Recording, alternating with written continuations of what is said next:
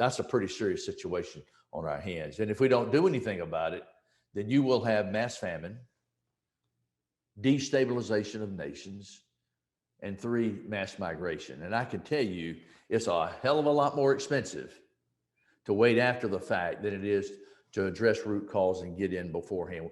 I think the Europeans learned that lesson very clearly in the Syrian conflict.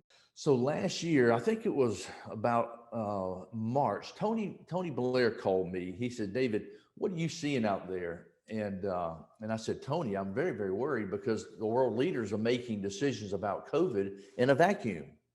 I said, you can't do that. If you do, the cure is going to be much worse than the disease. We've got to handle this, balancing a health pandemic with a hunger pandemic at the same time. And if we integrate it properly, we can get through this.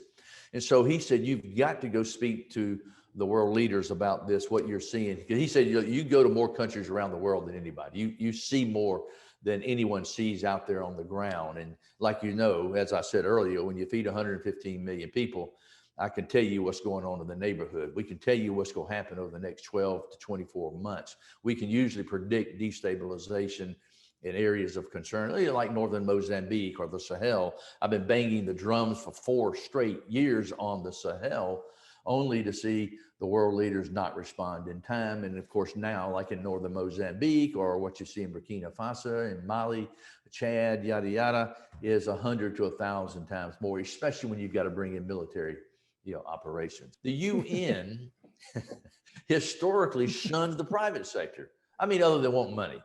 And it didn't integrate the private sector. And quite frankly, and I'm not talking about multinational companies here, it's all small business, medium-sized businesses, local institutions, et cetera.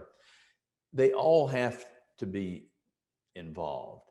And the UN, I think, has a new awakening, realizing that we'll never solve poverty and hunger without the private sector being strategically involved and inspiring and empowering.